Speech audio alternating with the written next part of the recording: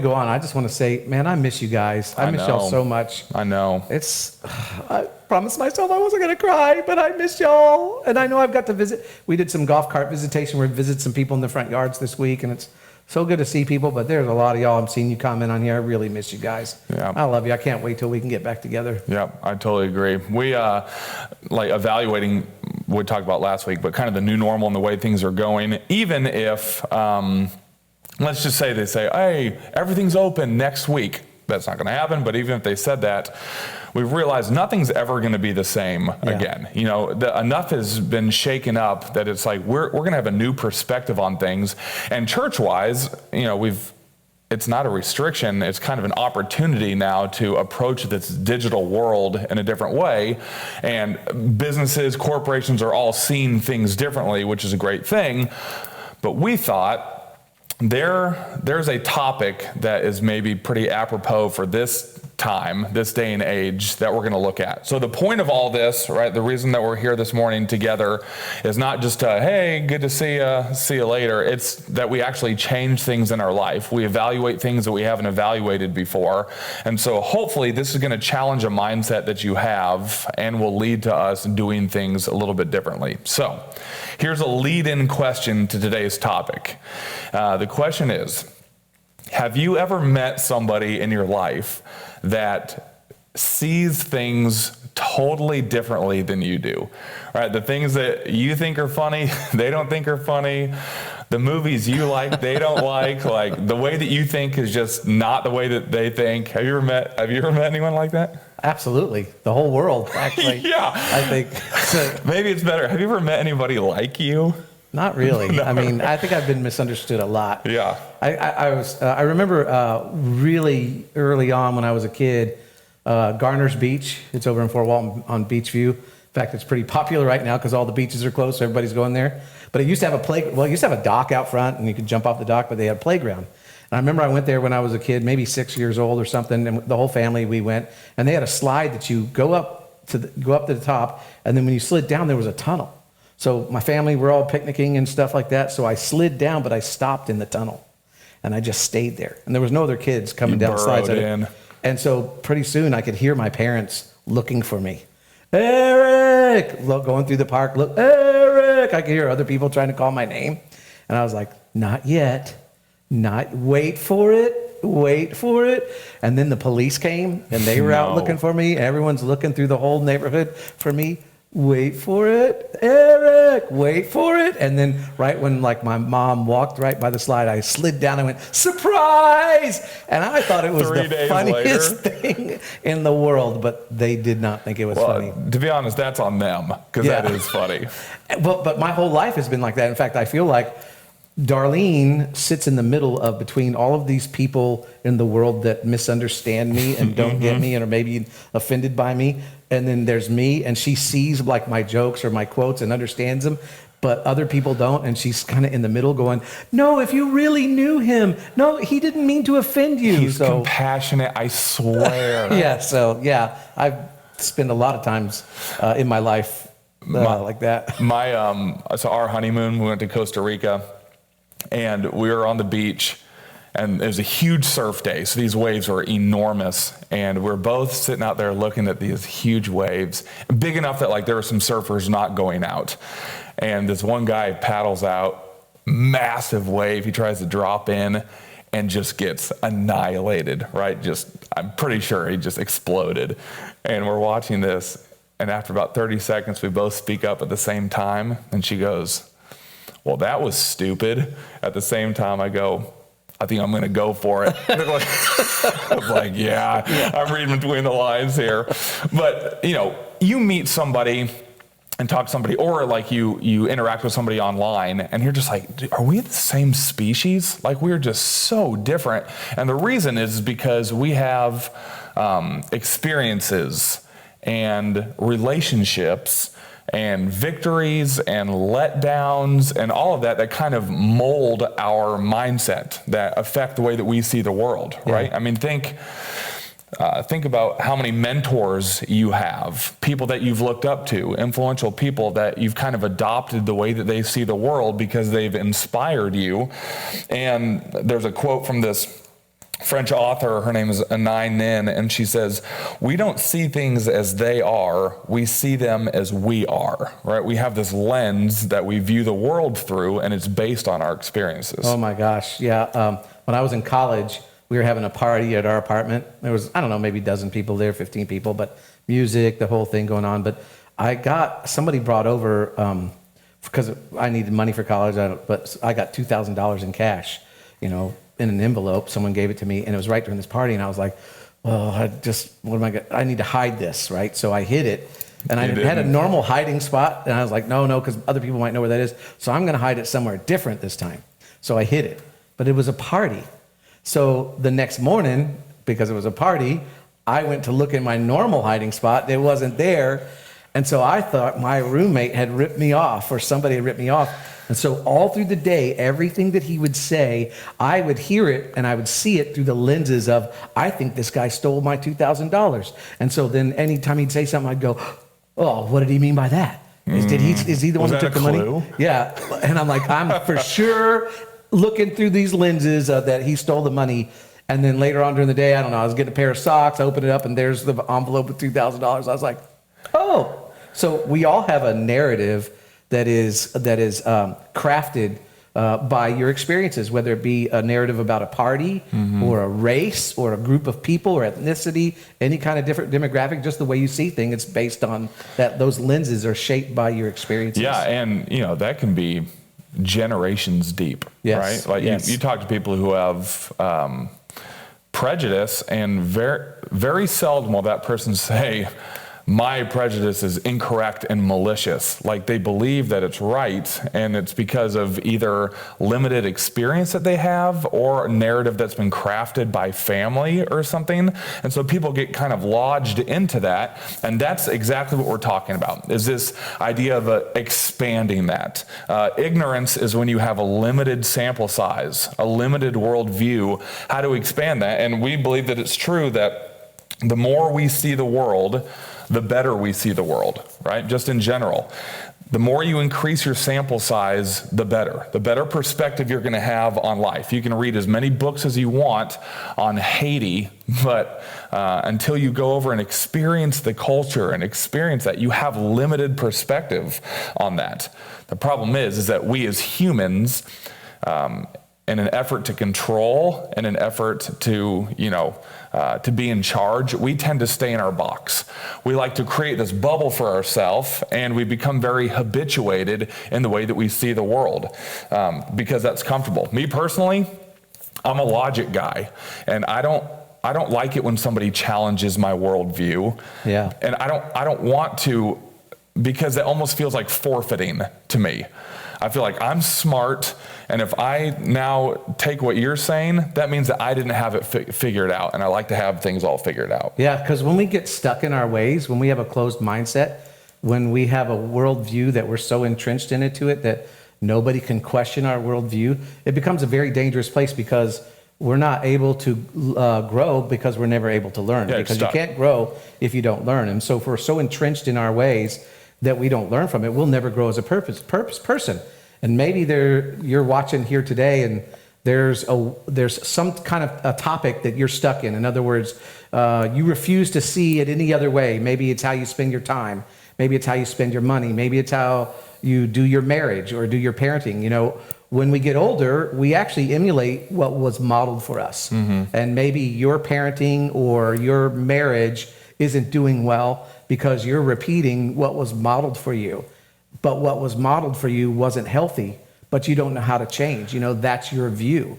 Or not even just not doing well, but not all it could be. Yes, right? Yes, exactly. Yeah. Because we get entrenched in this, and then we refuse to make any changes, and we're not open to anything else. And so really, maybe today, God will show you an area that we're going to be talking about. Maybe God will speak to you. Maybe you'll just feel something of, maybe this is an area in your life where you should be open to a better way. Maybe there's an area in your life that you say, yeah, I haven't been entrenched in that, and I'm not open to anybody else's opinion or view on this. If you could, while we're doing this today, maybe just let us know. I'm going to be following along right here on Facebook Live, so you can jot it down. We've got Pastor Robbie, who is our online campus pastor. She's also there. So maybe just kind of let us know what that is. Yeah, especially in this online world, the idea of expanding our worldview, or here's a good one, how do we invite challenge in kind of this new world that we live in? Because right now, here's what we're reduced to.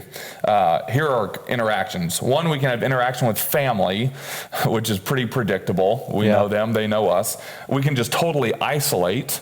That's an option. Or the third is like an online presence, is starting to converse with people in the online world. Here's the problem, is that creatures of habit and creatures of comfort that we all are, what we tend to do is we are able to control the input in our online world, right? Yeah. We want to reduce friction as much as possible to make it comfortable for us. So wherever you are, if somebody says, I love Trump, then you go unfollow. Or somebody else says, I hate Trump, you go unfollow. Or they have a view on COVID, unfollow. Or they have a view on vaccines, unfollow. And we reduce all these things down into people that are aligned with us. Ultimately, this is tough to say, but it's because we have innate narcissism that thinks our way of doing things, our way of viewing the world is the right way. And so we actually think it's the right move to boil it down to people that think the way we do, because we want to align ourselves with people that think right, and obviously the way that we think is the right way. And so this is, how do we expand that instead of narrowing it down? Yeah, and you control the view a lot more than you think. You do it unconsciously, because even on social media, the more you like a certain genre, a certain, whether it's liberal, conservative, whatever it is, then that's what Facebook or that social media starts to show you more of. So even without controlling it, you're controlling what you see. And then it just affirms all the people. When you do that, all you're doing is affirming what you already believe instead of being challenged. Right. And now when we talk challenge, maybe there's some people out there that go, oh, you want challenge? You should see my Facebook feed as a freaking battleground, right? Yeah. There's a difference between challenge and learning and loving people and being divisive. Yeah. Some people have this martyrdom mindset that's like, oh, dude, I've had 500 people give me death threats today. Yay. And say that they, hate the church. And it's like, I think maybe you're just being divisive instead of this idea of like actually learning about people and loving people. So we've got to ask, for us, what if we are holding on to a view that is holding us back? Like we said earlier, maybe things in your life aren't a train wreck, but it's tough to actually quantify the gap between good and free, or good and great, right? Yeah, good and God. And good and God. Maybe there's something that God's calling you to, that we're just stuck in this old method or pattern or way of doing things, that He's calling us to something new. So we're going to look at a guy today who's essentially famous for having his mold broken. Wow. He viewed the world a certain way, as very black or white, right or wrong. He had his confines, and when his world was shattered, that's what made him famous. His name is Paul. So maybe you've heard the Apostle Paul before. And Paul, his name wasn't always Paul. His name at one point was Saul, and then had to change from Saul to Paul. Which is the worst example of witness relocation ever. Hey, we know they're trying to kill you, so we've changed your name from Saul to Paul, and we're moving you over here. Hey, can I get another free sample? No, dude, you were just in here. No, that was Saul. My name is Paul. Totally different. I'm Paul. Okay, context on Paul. And chime in if you hear me screw something up. But Saul was like the ultimate Pharisee. So the Pharisee were like the religious professionals of the time. And so the Bible at that time was the Torah. It was the first 5 books of the Bible: Genesis, Exodus, Leviticus, Numbers, Deuteronomy. And the Pharisees pretty much had that memorized. He knew more of the Torah than anybody. He carried out the law better than anybody. So like religious professional. And then comes this new movement, which we call Christianity. It was known as the Way. And so people are following Jesus, view Jesus as the Messiah, the Savior of the world. And Saul is like, doesn't believe it. He's like, no way. So he views his whole job is to stomp out this new movement, is to just like eradicate this delusional way or delusional Christianity, because these guys are giving their lives and their money to something that's a scam. And so he thinks he's doing the Lord's work. And you couldn't convince him otherwise. No, they are wrong. I am right type of thing. So that's kind of where we pick up the story. Did I miss anything on context? I think you're pretty good. I don't want to be pretty good. I want to be excellent. You're fine. I don't want to be good. I want to be God. Okay. I don't want to be God. No. Just for the record. Okay. Things end badly. Verse 9. Meanwhile, Saul was uttering threats with every breath and was eager to kill the Lord's followers. So he went to the high priest. He requested letters addressed to the synagogues in Damascus, asking for their cooperation in the arrest of any followers of the way he found there. He wanted to bring them, both men and women, back to Jerusalem in chains. And they took him seriously. Yeah. Because just a couple chapters before this is when we first run into Paul, is Stephen is the first disciple, or really the first martyrdom besides Jesus that we see in the Bible. And the religious leaders were so infuriated that they stoned Stephen. And at the last passage of that chapter, chapter 7, it says, and they laid their coats at the feet of Saul. And then very next verse in chapter 8, it says, and Saul approved of his killing. And so I used to think that Saul was maybe in training there, and they were just like, here, we do it, then you watch, then we all do it together. You know, like he's holding the coach. Now watch us stone him. This is how you do it. But really what it was he was a leader, and he incited these religious leaders, now go take care of it. So when it says that he breathed murderous threats, these guys were taking that serious. They were afraid. It's not a crazy guy just muttering to himself. No, it'd be like Dog the Bounty Hunter showing up at your house. That couldn't be more biblical. Well, maybe not the best example, but I'll think of something. We'll get there. Verse 3, as he was approaching Damascus on this mission, a light from heaven suddenly shone down around him. He fell to the ground and heard a voice saying to him, Saul, Saul, why are you persecuting me? I wanted to stop because that very simple but very profound question of why is maybe one that we don't ask all the time. And we're talking about getting stuck in our ways or stuck in our mindsets or whatever. And so often we just give months, if not years of our life to doing things a certain way without asking that question why. Yeah. It's because we're creatures of habit, because we've habitualized everything. And we do it because it's something that we've always known, but seldom do we ask that. Right? Yeah. And it'll change. Because you can have let's say money, or even losing weight, getting in shape. We all know, okay, that I know I should do this with my money. I know I should eat this way. I know that I should, exercise and stuff. But until I understand the why, I will not do it. But when I get it, when I get the why, man, it changes everything. Yeah, so good. We say all the time, like, the heart is not our jurisdiction. Yeah. So you can't convict somebody else. Yeah. I can't give you a conviction, right? Yeah. And that's why I say, like, listen to how God is convicting you, because you're not going to change something based on my conviction. You have to listen to how God is changing you. So exactly, same thing. What is the why? Verse 5, who are you, Lord? Saul asked, and the voice replied, I am Jesus, the one you are persecuting, which had to have been kind of a terrifying. He looks back at his last year and he's like, I've made some bad decisions. Now get up and go into the city, and you will be told what you must do. Do. I mean, can you imagine sitting there? Paul's probably thinking, because he was on his way to Damascus to arrest people of the way, arrest Christians. And all of a sudden, everything has changed, and he probably was like, wait a minute, I thought this was about my view. Right. I thought that I was helping you. I thought I was doing what you wanted me to do.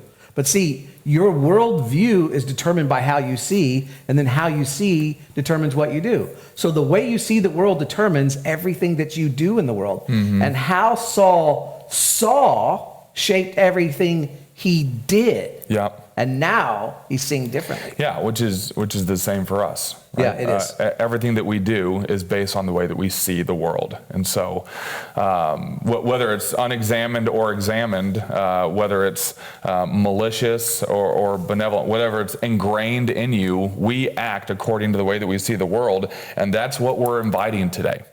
We want to expand. We don't want to stay stuck in what we are. That is us individually. Pastor Eric, that's the church. we as the church, we don't want to be the church that says we're stuck in the way that things That's have right. always been. And nope, we've done that for 50 years and we'll just find a way to shoehorn that in there. That's not our desire. We want to morph with, and so we want to always be expanding how we see God, the way that we see what is possible, to see, is God using a new method inside of these times? So we wrote, how we see God determines what we think is possible. The more in a box or petite you have of a view of God, the less you will think is possible. The more you see COVID-19 and the restrictions that we have right now as a burden, as depressing, but if we have the right view of God, this infinite, star-breathing, universe-creating God that is not held back by anything, we just realize that methods may change, but miracles continue to happen, breakthrough and life change continues to happen. It will just look differently than it has. Yeah. Right?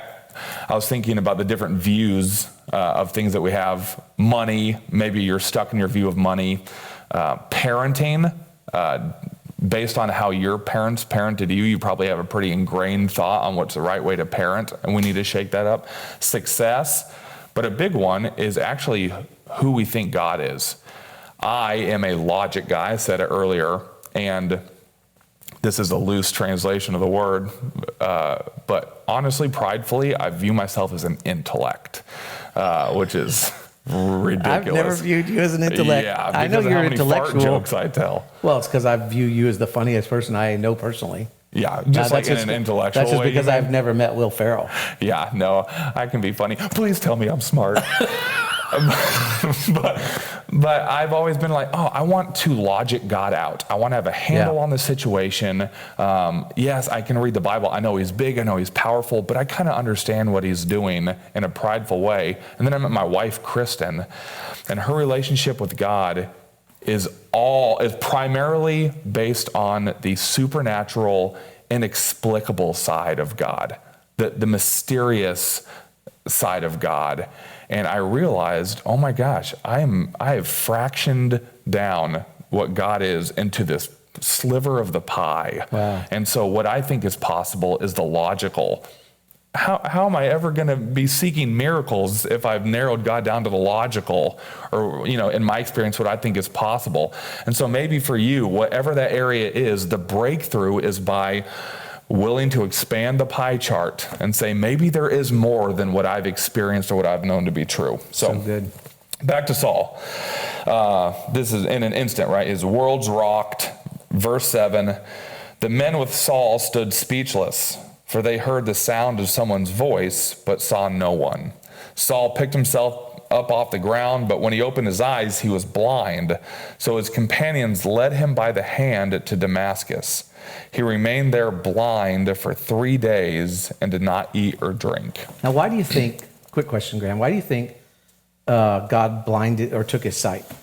You remember before Jesus was born, John the Baptist was born, I guess, 6 months, maybe 3 months before Jesus was. And his father, Zechariah, was a priest. Mm-hmm. And he went into the temple because it was his day to do his duty. And while he was in the temple, an angel came to him and said, your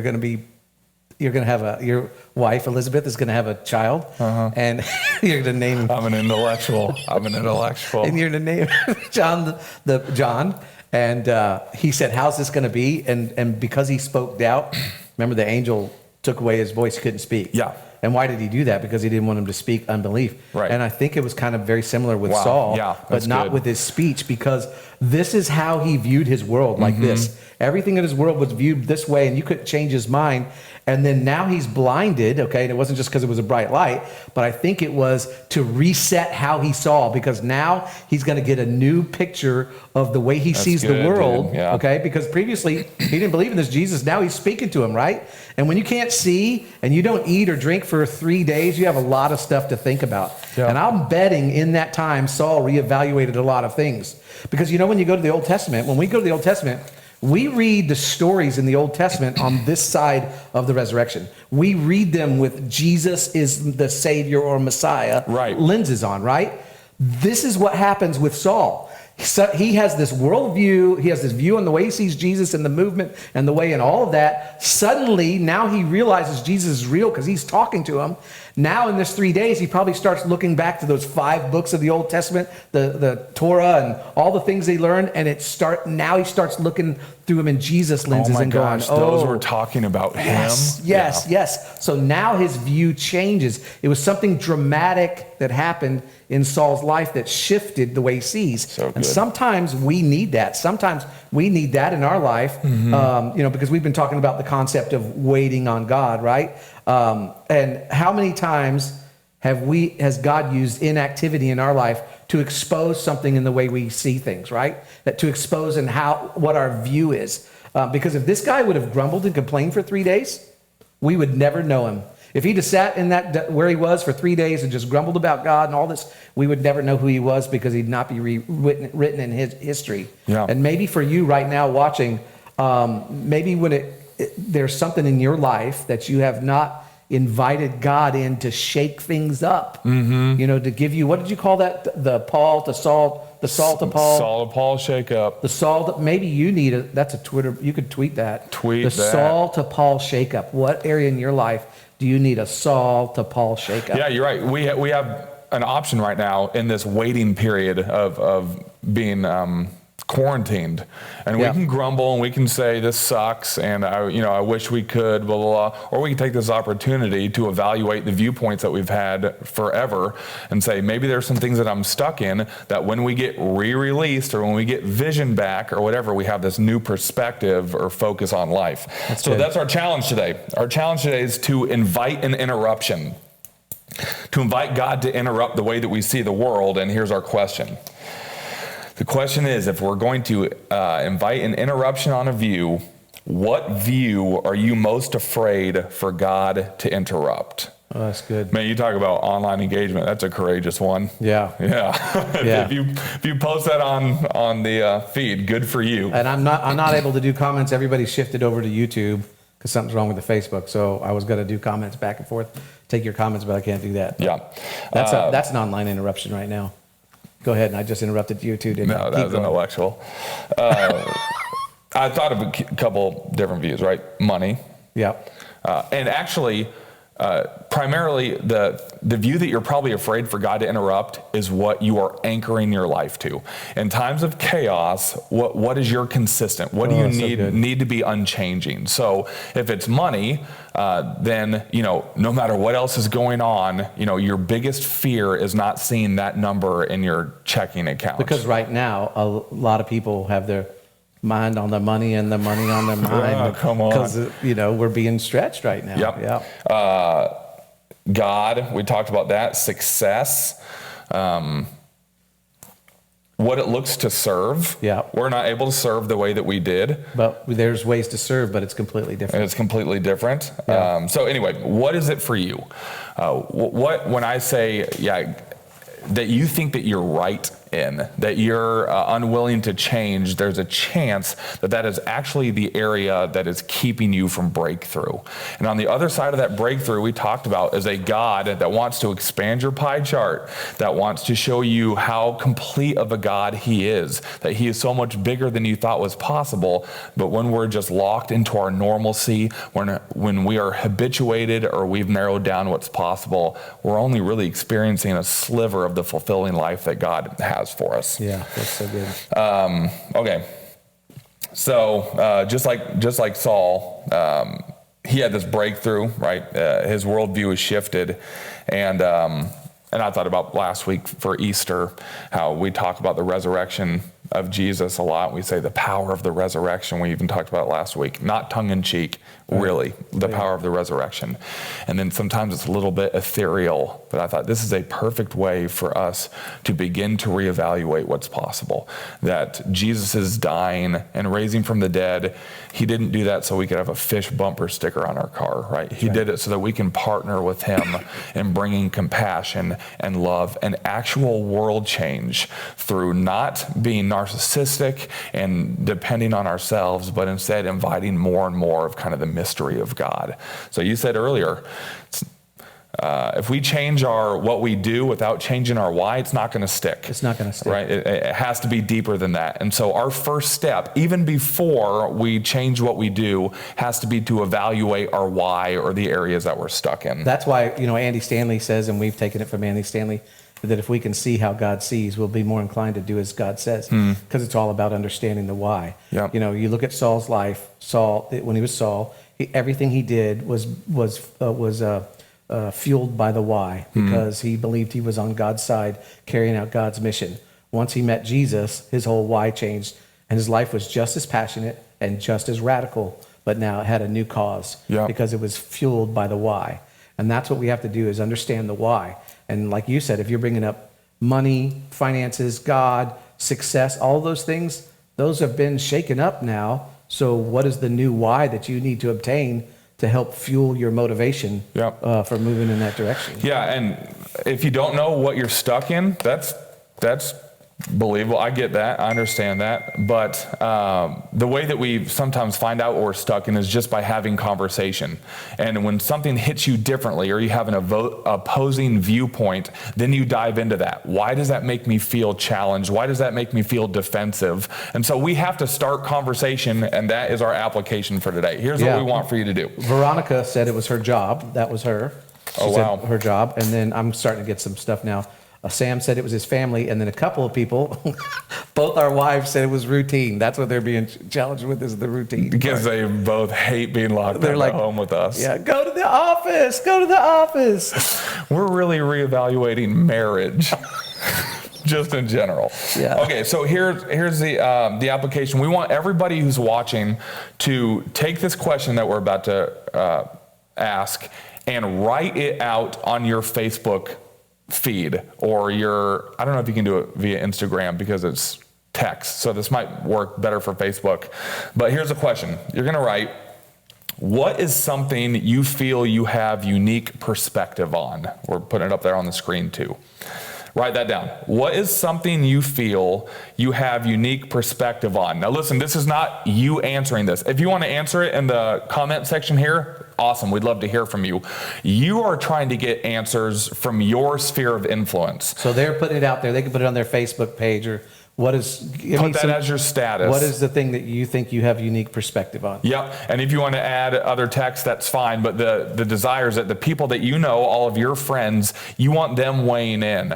And the more people that answer who are not like you, the better. Because our job is to start having conversations to find out what we get defensive about that maybe God wants to challenge inside of that. And even better, it's practice learning people who think, or learning from and loving people who think differently than we do. Yeah. So when you put it up there, put a hashtag Shoreline Church. That way it's easy for us to find, because we want to go on there and find the answer to people's questions. But this is starting to evaluate our why in the new season. Oh, that's so good, Graham. So good. How good?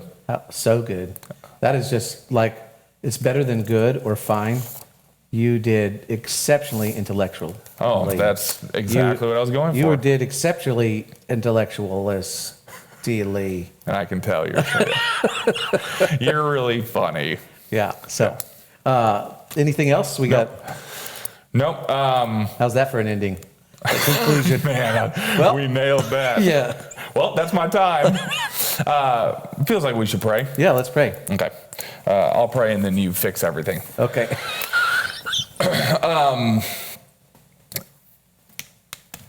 I'm just trying to evaluate right now, real time, what maybe I'm stuck in, God. Yeah. And because I don't know what's possible, I guess, in the digital world,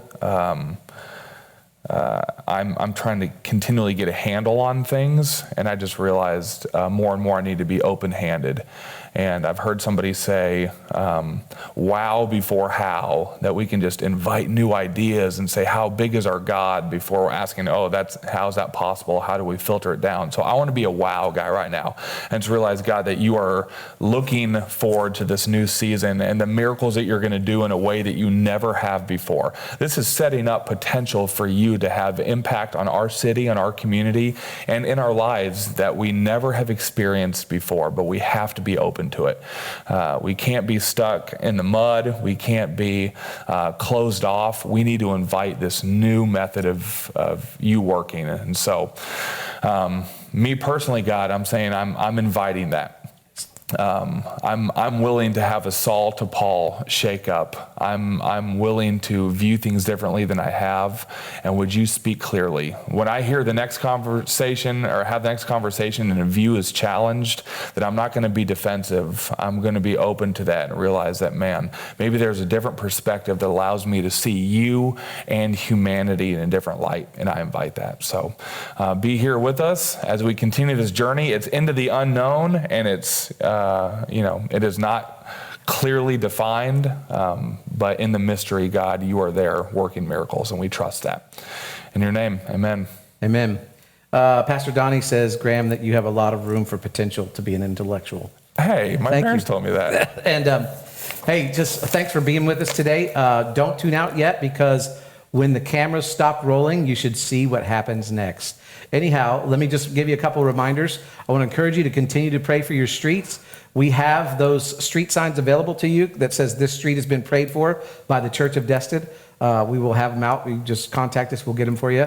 And a lot of people are putting them out as they go walking and praying. So I want to encourage you to continue to pray for our city, pray for your city. Yeah. If you're in Destin, we have 4 roads that come into our city. And I'm encouraging people to go and pray, be the gatekeepers. If you live in Fort Walton, like B-Rad, one of our technicians over here, the cameraman, go pray at the gatekeepers, the gates of your city, the cities that come to your city limits. Yeah. And don't forget, tomorrow night, I'm sure that they're going to tell you more about this again. I know they've already talked about it, but we'll see you at La Paz, where we want to feed all the people who are out of work in the restaurant and bar business. So God bless you guys. We'll see you next week.